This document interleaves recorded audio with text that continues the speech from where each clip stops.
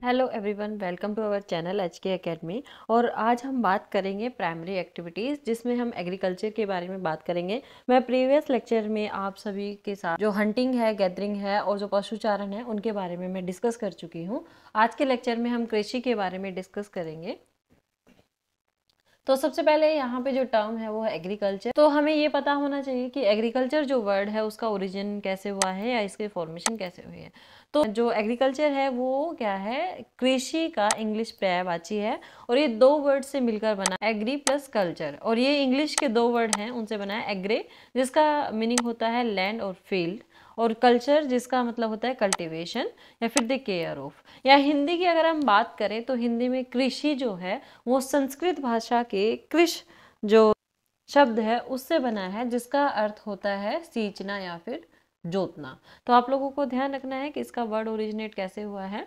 अब यहाँ पे एग्रीकल्चर जो है ये क्या है कि पूरा जो विश्व है उसमें अलग अलग फिजिकल कैरेक्टरिस्टिक्स होती है, अलग अलग सोशो इकोनॉमिक कंडीशंस होती हैं, और उन्हीं की बेसिस पर विश्व में हर कहीं पर क्या है, कृषि में विभिन्नता पाई जाती है या फिर practice under multiple combinations of physical and socio economic conditions. यानी जो आपकी क्या है सामाजिक, आर्थिक और भौतिक दशाएं हैं वो विश्व में पाई जाने वाली जो कृषि कार्य है उसको काफ़ी प्रभावित करती है। इसके साथ साथ क्या है, gives rise to different type of agriculture system. ये क्या देती है आपको, अलग अलग एग्रीकल्चर सिस्टम प्रोवाइड करता है जो आपके जितने भी आपके फिजिकल सोशो इकोनॉमिक कंडीशंस हैं सभी, ये सारे के सारे क्या हैं, ये किस पे बेस्ड हैं, method of farming, different type of crops are grown and livestock raised. यानी ये क्या है, ये कृषि विभिन्न प्रकार की फसलों का बोया जाना या फिर पशुपालन और विभिन्न कृषि विधियों पर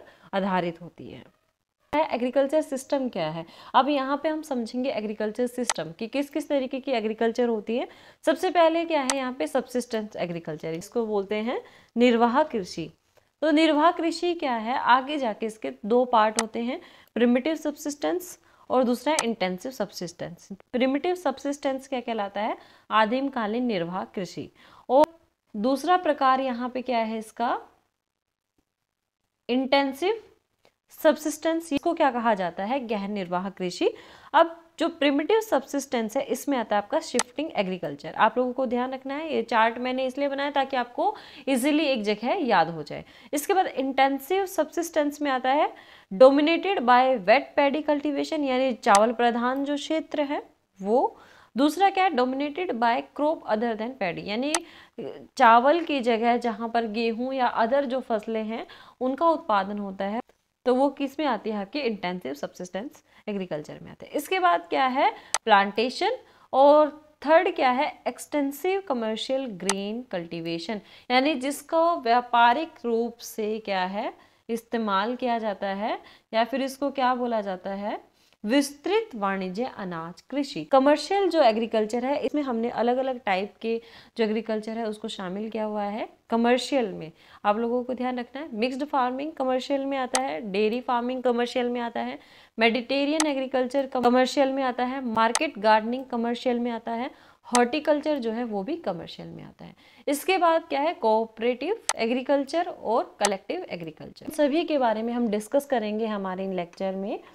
सबसे पहले हम बात करते हैं सबसिस्टेंस एग्रीकल्चर या फिर निर्वाह कृषि। निर्वाह कृषि जैसे इसके नाम से ही आपको पता चल रहा है कि ये किस प्रकार की कृषि है, कि इसमें जो भी एरिया होता है वो पूरा का पूरा एरिया क्या है, किसान यूज करता है और उस पूरे पे क्या है एक स्थानीय स्तर पर प्रोडक्ट का उत्पादन करता है। फार्मिंग एरियाज कंज्यूम ऑल और nearly so of the products locally grown, यानी यहाँ पर क्या करते हैं, इस प्रकार की कृषि में कृषि क्षेत्र में रहने वाले स्थानीय उत्पादों का संपूर्ण प्रयोग करके और ज़्यादा से ज़्यादा क्या किया जाता है, लगभग सभी का क्या किया जाता है, उपयोग किया जाता है। यानी यहाँ पर क्या है कि एक जो पूरा एरिया है, इस एरिया में जितने भी रिसोर्सेज है, वहाँ पे मैन पावर हो गया या वहाँ पे जितने भी आपका लोकल रिसोर्स है उसका यूज़ करके क्या किया जाता है, पूरे एरिया पे फार्मिंग की जाती है। तो इस कृषि को मुख्यतः दो भागों में बांटा जाता है, एक प्रिमिटिव सबसिस्टेंस एग्रीकल्चर और दूसरा क्या है, इंटेंसिव सबसिस्टेंस एग्रीकल्चर, यानी आदिमकालीन निर्वाह कृषि, और दूसरी क्या है, जीविका निर्वाह कृषि। अब आदिमकालीन निर्वाह कृषि, जैसे मैंने आपको पहले भी बताया था, इसको क्या कहा जाता है, शिफ्टिंग कल्टीवेशन भी बोला जाता है। और ये जो कल्टीवेशन है ये बेसिकली जो आपकी आदिम जो जनजातियां हैं उनके द्वारा की जाती है। अब यहाँ पर इनके रीजन्स हैं शिफ्टिंग एग्रीकल्चर के, वो कौन कौन से, the tropics, specially in Africa, south and central America and south east Asia. अब हम बात करते हैं शिफ्टिंग कल्टीवेशन की क्या क्या कैरेक्टरिस्टिक्स होती हैं। सबसे पहले आप लोगों को पता भी होगा कि जो झूम कृषि है, स्थानांतरित कृषि है, शिफ्टिंग एग्रीकल्चर है, तो इसमें क्या किया जाता है, एक पर्टिकुलर जो एरिया है, इस एरिया पे जितने भी आपके पेड़ पौधे हैं, इन सभी पेड़ पौधों को क्या कर दिया जाता है, या तो काट दिया जाता है और उनको वहीं पर ही जला दिया जाता है। इसके बाद क्या है, जो उसकी राख बचती है या फिर उसकी जो एशेस होती है उसको उसी मिट्टी में मिला दिया जाता है ताकि उस सोइल की क्या हो, फर्टिलिटी मेंटेन रह सके। इसके बाद इसको क्या कहा जाता है, अब जैसे देखो इसमें क्या किया जाता है, पेड़ों को जलाया जाता है। इसको दूसरे नाम से कैसे जाना जाने लगा, स्लैश एंड बर्न एग्रीकल्चर। इसका स्लैश एंड बर्न एग्रीकल्चर क्यों कहा गया है, इस कृषि में जो आपके पेड़ पौधे हैं उनको पहले जलाया जाता है, उनको नष्ट किया जाता है, इसलिए इसको कर्तन एवं दहन कृषि भी कहा जाता है। फिर क्या है, the cultivated patches are very small, यानी यहाँ पे जो कल्टिवेटेड पैचेस हैं या फिर ये कह सकते हो कि जो बोए गए खेत है उनका आकार क्या है, काफी छोटा होता है। इसके साथ साथ जितना भी जो भी काम यहाँ किया जाता है खेत में, कटाई से लेके, बुआई से लेके या फिर सिंचाई से लेके, तो वो सारा का सारा कैसा होता है, प्रिमिटिव टूल्स से होता है। जैसे लकड़ी के औजार हो गए या फिर कुदाली हो गई या फिर फावड़े हो गए, यानी स्टिक्स एंड होल्स। तो ये सब के सब क्या है, प्रिमिटिव टूल्स है जिनसे ये शिफ्टिंग जो एग्रीकल्चर है ये की जाती है। अब बेसिकली अगर इंडिया में बात की जाए तो जितने भी ट्राइबल्स जो एरिया हैं वहां पर आपका शिफ्टिंग एग्रीकल्चर आज भी किया जाता है। अब यहाँ पे हम बात करते हैं प्रोसेस ऑफ शिफ्टिंग कल्टीवेशन। अब इसका क्या प्रोसेस है, सबसे पहले क्या किया जाता है, वेजिटेशन को जलाया जाता है, कि जो भी पेड़ पौधे हैं किसी एक पर्टिकुलर एरिया में उसको पहले जला दिया जाता है।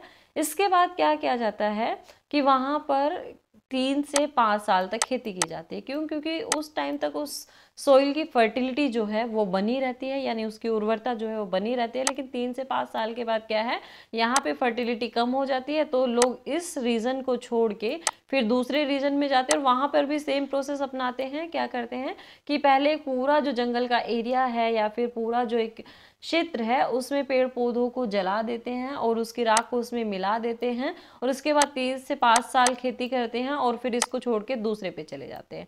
इस तरीके से ये प्रोसेस क्या है, चलता रहता है। लास्ट में क्या होता है, वापस से कुछ सालों बाद जब यहाँ पे फिर से वेजिटेशन हो जाती है तो फिर से वहीं पे पहुंचकर वहां पर उस वेजिटेशन को जला के फिर वहां पे कृषि करने लग जाते हैं। तो ये एक पूरा एक जो चेन है वो बनी रहती है। Clears other patches of the forest for cultivation, यानी एक बार यहाँ से खत्म हो गया तो दूसरे पैचेस ढूंढेंगे, फिर दूसरे से तीसरे पे जाएंगे, फिर एक टाइम ऐसा आएगा कि वापस से वो पहले वाले पे पहुंच जाएंगे जब वहां पे क्या है आपका फिर से वेजिटेशन ग्रोथ हो चुकी होगी। तो एक पूरा साइकिल है, आपका प्रोसेस है पूरा शिफ्टिंग कल्टीवेशन का।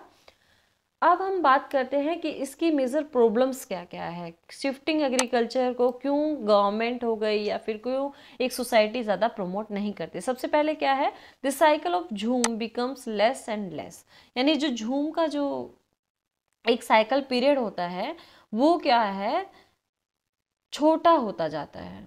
यानी आग लगाकर कृषि तैयार करना एक क्षेत्र में, वहां से फिर दूसरे में जाना, फिर तीसरे में जाना, तो इससे क्या है आपका जो एक झूम का साइकिल है वो पूरा क्या है काफी छोटा हो जाता है। यानी 3 से 5 वर्ष जो है वो एक पूरे रीजन को तैयार करने के लिए ठीक नहीं होता है। इसके बाद हम बात करते हैं due to loss of fertility in different parcels. अब दूसरा यहाँ पे रीजन क्या है कि इस कृषि कार्य में सबसे बड़ी समस्या क्या है, भूमि की उर्वरता धीरे धीरे अपने आप कम हो जाती है, जिससे क्या है आपका झूम चक्र भी छोटा हो जाता है। तो ये इसके मेजर प्रॉब्लम्स हैं। अब हम बात करते हैं different names of shifting agriculture. ये काफ़ी इंपॉर्टेंट है क्योंकि ये ज्योग्राफी जीएस या फिर यूजीसी नेट या फिर आपका कोई अदर एग्जाम है तो उसमें काफ़ी बार पूछ लिया जाता है। It is prevalent in the tropical region in different names, यानी उष्णकटिबंधीय जो क्षेत्र है उसमें क्या है, इसको अलग अलग नामों से जाना जाता है। जैसे झूमिंग जो है वो कहाँ पर बोला जाता है, north eastern state of India, यानी भारत के जो उत्तर पूर्वी जो राज्य हैं उनमें इसको बोला जाता है। दूसरा, मिल्पा कहाँ बोला जाता है, सेंट्रल अमेरिका में और मेक्सिको में।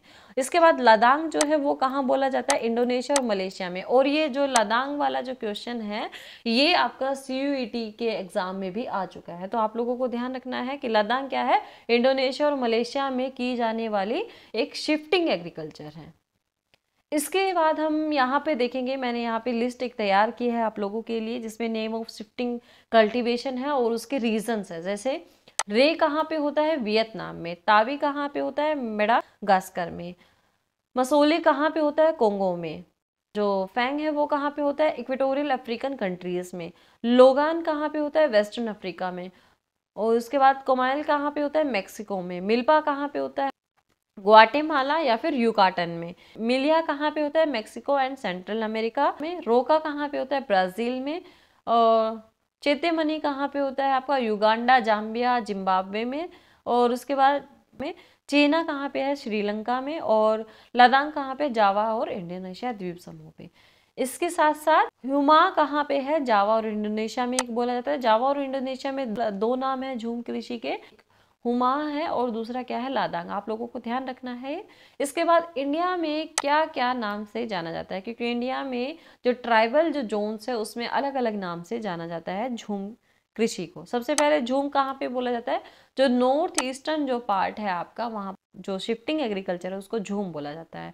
फिर उसके बाद बेवार और दहियार कहाँ पे बोला जाता है, जो बुंदेलखंड रीजन है यानी जो आपका मध्य प्रदेश है वहां पर इसको वेवार या फिर दहियार बोला जाता है। इसके बाद दीपा, दीपा कहाँ पे बोला जाता है, बस्तर डिस्ट्रिक्ट जो मध्य प्रदेश का है उसमें बोला जाता है। जारा और एरका कहाँ पे बोला जाता है, साउदर्न स्टेट्स में बोला जाता है। बत्रा कहाँ पे बोला जाता है, जो साउथ ईस्टर्न जो राजस्थान है वहां पर बोला जाता है। पोडू जो है वो शिफ्टिंग एग्रीकल्चर आंध्र प्रदेश में कहा जाता है। कुमारी जो है वो hilly region of western Ghats of Kerala. इसके बाद कमन, विंगा और धावी ये उड़ीसा में बोले जाते हैं शिफ्टिंग एग्रीकल्चर को। तो ये थे अलग अलग नाम शिफ्टिंग एग्रीकल्चर के।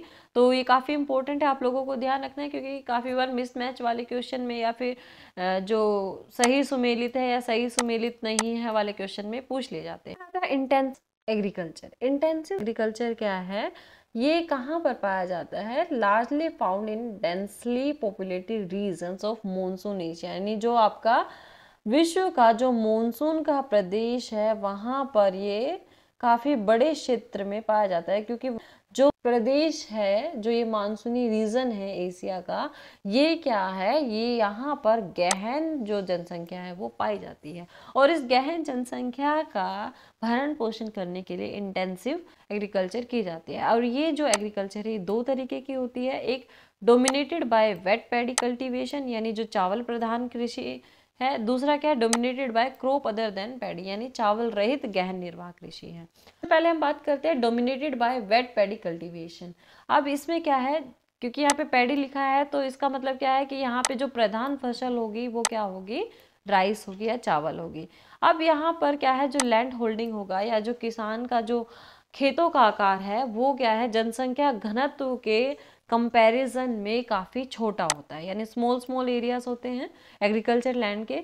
इसके बाद क्या है, जो पॉपुलेशन है वो हाईली डेंसिटी वाली पाई जाती है। इसके बाद यहाँ पर क्या है कि एक जो छोटा सा खेत है, इस खेत में किसान का पूरा परिवार लगा होता है उसमें काम करने के लिए, यानी जो फैमिली है वो क्या करते हैं, लेबर का काम करती है आपकी जो खेत है उसमें। इसके बाद है most of the agriculture operations are done by manual labour, यानी यहाँ पर जितना भी एग्रीकल्चर के कार्य है वो बेसिकली किसके द्वारा किए जाते हैं, जो वहाँ के मानव है उनके द्वारा ही किया जाता है, यानी जो श्रम है वहाँ पे वो कैसा है, मैनुअल है, मानवीय है। इसके बाद यहाँ पर क्या है कि जो सोइल की फर्टिलिटी है उसको बनाए रखने के लिए पशुओं के गोबर का प्रयोग किया जाता है या फिर हरी खाद का प्रयोग किया जाता है। इस कृषि में क्या होता है, प्रति इकाई जो उत्पादन है वो अधिक होता है, परंतु प्रति कृषक उत्पादकता कम होती है। यानी पर यूनिट एरिया जो है उसमें तो एग्रीकल्चर का जो प्रोडक्शन है वो हाई होगा, लेकिन अगर हम पर लेबर या पर फार्मर अगर हम बात करें तो वो प्रोडक्शन क्या है, लो होता है। इसके बाद हम बात करते हैं dominated by crop other than paddy, यानी चावल रहित जीवन निर्वाह कृषि। अब ये क्या है कि जो मानसून का जो एरिया है या जो क्षेत्र है, यानी मानसूनी एशिया का जो क्षेत्र है, उसमें अनेक भागों में क्या मिलता है आपको, क्लाइमेट, सॉइल, इन सब में क्या है, ज्योग्राफिकल फैक्टर काफ़ी इंपॉर्टेंट है, रिलीफ काफ़ी इंपॉर्टेंट है। तो इनमें क्या है, भिन्नता पाई जाती है, डिफरेंस पाया जाता है। इसकी वजह से क्या है कि वहाँ पर राइस नहीं उगाया जा सकता है, तो वहाँ पर अदर फसलों को उत्पादित किया जाता है। It is not practical to grow paddy in many parts of monsoon, यानी काफ़ी ऐसे क्षेत्र हैं जहाँ पर क्या है, आपका जो चावल है उसको नहीं उगाया जाता, तो वहाँ पर क्या है, गेहूं हो गया, सोयाबीन हो गया, जौ हो गया, फिर सोरपम हो गया, तो इस तरीके की फसलें वहाँ पर बोई जाती हैं। जैसे हम बात करें लोकेशन ऑफ इंटेंसिव एग्रीकल्चर की, वीट हो गया, सोयाबीन हो गया, बार्ले हो गया, या फिर सोरगम हो गया, तो ये कहाँ पर उगाया जाता है, जो आपका नॉर्दर्न चाइना है वहाँ पर उगाया जाता है, मंचूरिया है वहाँ पर उगाया जाता है, नॉर्थ कोरिया है वहाँ पर उगाया जाता है, या फिर नॉर्थ जापान है वहाँ पर उगाया जाता है। और ये इंडिया का जो वीट ग्रोन एरिया है, यानी जो पश्चिमी क्षेत्र है, वहाँ पर इंडिया में जो गेहूं है वो काफ़ी बड़ी मात्रा में उगाया जाता है। इसका मेन रीज़न क्या है कि यहाँ पर जो क्लाइमेटिक कंडीशंस है, जो रिलीफ है, या फिर जो यहाँ की सोइल है वो चावल के लिए सुटेबल नहीं है, इसलिए यहाँ पर क्या है, अदर फसलें उगाई जाती है चावल को छोड़ के।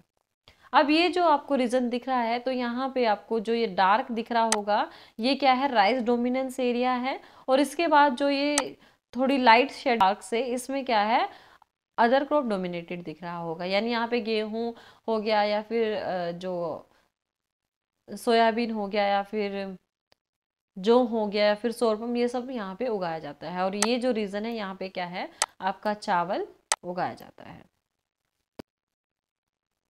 ये था लेक्चर आज का एग्रीकल्चर के ऊपर, और इसमें अदर जो टाइप है एग्रीकल्चर के, उनके बारे में हम अपनी नेक्स्ट वीडियो में बात करेंगे। तब तक बने रहें हमारे चैनल के साथ, और अगर वीडियो आपको पसंद आई हो तो लाइक कीजिए, हमारे HK अकेडमी चैनल को सब्सक्राइब कीजिए। मिलते हैं नेक्स्ट वीडियो में, तब तक के लिए थैंक यू।